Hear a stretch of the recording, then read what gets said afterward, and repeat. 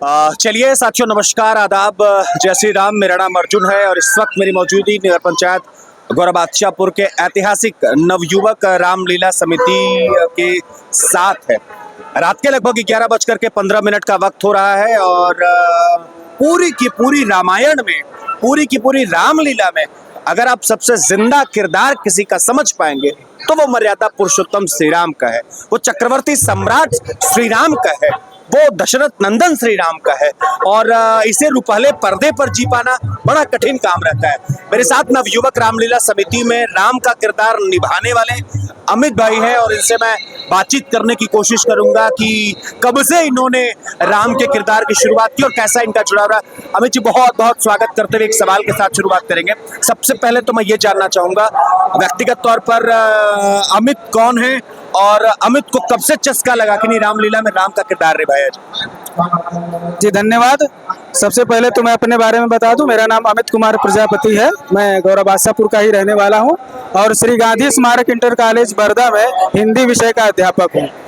मैं जब कक्षा 9 में पढ़ रहा था सन 2000 में, तो सबसे पहले मैंने रामलीला के मंच पर कदम रखा था और उस समय मैंने एक छोटा सा किरदार माँ सरस्वती का निभाया था। इसके बाद मैंने सीता का भी किरदार अदा किया और सन 2010 से मैंने श्री राम जी का जो है रोल निभा रहा हूँ। अच्छा, एक बात समझना चाहेंगे, मर्यादा पुरुषोत्तम श्री राम का संवाद रामलीला में कई अलग अलग स्थानों पर है।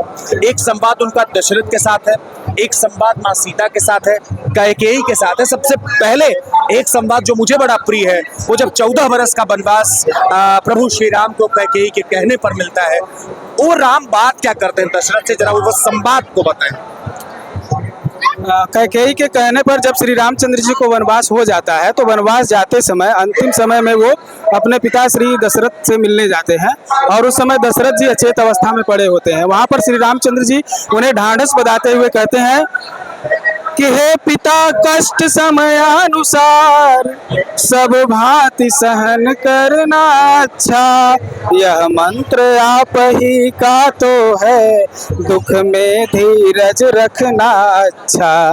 यदि आप विकल होंगे ऐसे तो हम सब घबरा जाएंगे, आशीष प्रदान करे हमको, हम कुशल सहित वन आएंगे। अच्छा, एक संवाद और मुझे बड़ा प्रिय है कैकेयी के साथ। कैकेयी राम से सबसे अधिक स्नेह करती थी अपने सारे पुत्रों में। कैकेयी के साथ भी संवाद है, माँ माना, सबसे अधिक प्रेम राम ने कैकेयी को किया। तो कैकेयी के साथ कैसा राम का संवाद, जरा उसको बताएं। जी, कैकेयी और राम दोनों का जो चरित्र है वो अनुकरणीय है आज के समाज के लिए। जब श्री रामचंद्र जी को वनवास हो जाता है तो वो अपने आप को बड़ा भाग्यशाली मानते हुए कहते हैं। यहाँ पर श्री रामचरितमानस की चौपाइयाँ मैं कहूँगा, क्योंकि मैंने कई जगह से संवाद लिए हैं, तो रामचरितमानस की 2 पंक्तियाँ तुलसी बाबा ने जो लिखा है वो मैं कहूँगा। राम कहते हैं कि सुन जननी सोई सुत बड़ भागी, जो पितु मात चरण अनुरागी, सुन जननी। इस तरह से वो कहते हैं कि वह पुत्र बड़ भागी वह बेटा है जो पितु माँ का आज्ञाकारी है। यदि माता आज्ञा देती है तो जिंदगी पवित्र हमारी है। हम इतने बड़े हुए फिर भी यह खेद सदा ही रहा हमें, माता या पिता किसी ने भी आदेश न कोई दिया हमें। है आज हमारा अहोभाग्य हमसे सेवा लेती है माँ, है आज हमारा यह अहोभाग्य हमसे सेवा लेती है माँ। अच्छा, बड़ा अच्छा आपने बताया। थोड़ा सा आगे आ जाए। एक बात मैं और मर्यादा पुरुषोत्तम श्री राम यानी अमित जी से जानना चाहूंगा, आपका अपना किरदार राम का बड़ा उजला है। कोई ऐसा संवाद जो आपको लगता हो कि नहीं ये मुझे बहुत प्रिय है, जब मैं ये बोलता हूँ तो मैं बहुत भावुक हो जाता हूँ, वो संवाद जो आपको बहुत प्रिय लगता है, जरा उसके बारे में। अगर भावुक होने की बात आप कहते हैं तो राम का पूरा किरदार ही भावुकता से भरा पड़ा हुआ है। और जब वो जाते हैं वन के लिए तो राम जब विलाप करते हैं सीता के हरण के बाद, तब वहाँ पर सबसे अधिक राम भावुक हुए थे। भावुकता में वो इतने विलीन हो जाते हैं कि विक्षिप्त से हो जाते हैं। वो पशुओं से, पक्षियों से, वन वृक्षों से, जिससे भी सामने जो भी पड़ता है उसी से पूछने लगते हैं। वो कहते हैं कि हे खग मृग हे भ्रमर वृंद, तूने वह मृग नैनी कोकिले कूक कर बतला तूने कोकिल बनी देखी। हे हंसो हंसो मत बताओ तो चल कर उस राज हंसनी को, सिंहों गजों इतना कह दो देखना मैथिली सिंही को।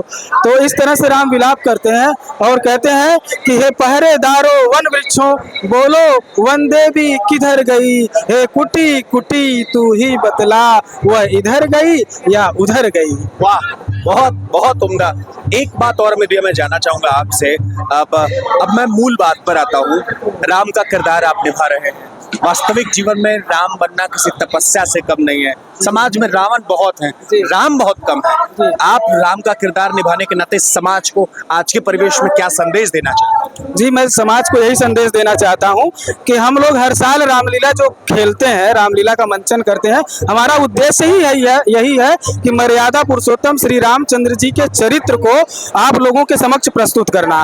राम के चरित्र से जुड़ा हुआ जितना भी पात्र है वह कहीं न कहीं हम लोगों के जीवन में उपयोगी है और हमें एक बड़ी सीख देता है। हमें उससे सीख लेनी चाहिए। राम सीता के उद्धार के लिए लंका पर चढ़ाई अवश्य करते हैं, लेकिन उनका उद्देश्य केवल सीता का उद्धार नहीं था। जब उन्हें पता चलता है कि सीता लंका में है तो वो समस्त अपने दल बल को आदेश देते हैं और उन्हें प्रेरित करते हैं, कहते हैं कि हम आर्य देश के वासी हैं, निज प्रण पूरा करना होगा, सीतोद्धार के साथ साथ सब भूमि भार हरना होगा। हे बलवीरों, हे दलवीरों, यह कदम आगे रखना होगा, सीतोद्धार के साथ साथ सब भूमि भार हरना होगा। तो इस तरह से वो केवल सीता के लिए नहीं आगे बढ़े थे, इस धरती पर जो रावण के द्वारा अन्याय और अत्याचार किया जा रहा था उससे भी वो इस धरती को पवित्र बनाना चाहते थे। अब मैं एक लास्टली जानना चाहूंगा, आपका किरदार अपना राम का है, कितने संतुष्ट होते हैं ये राम का किरदार निभाने के बाद? कलेजे को कितनी ठंडक मिलती, कितनी तृप्ति मिलती? जी, अगर आप तृप्ति की बात करते हैं तो पूर्ण तृप्ति तो नहीं मिलती, क्योंकि राम बन पाना किसी के लिए वश की बात नहीं है। मैं बस इतना ही कहूँगा कि अगर मैं प्रभु श्री रामचंद्र जी के व्यक्तित्व को अगर 50% भी यहाँ पर व्यक्त कर पा रहा हूँ अपने अभिनय के माध्यम से, तो मैं अपने आप को धन्य समझूंगा। अमित जी थे मेरे साथ बातचीत करने के लिए, और ये रघुकुल नंदन राम है, ये दशरथ नंदन राम है। इनकी कीर्ति, इनका यश चारों लोकों में विद्यमान है। अमित जी को, नवयुवक रामलीला समिति को पुनः बहुत सारी शुभकामनाएं। अमित जी फिर जुड़ेंगे कभी। धन्यवाद। Thank you.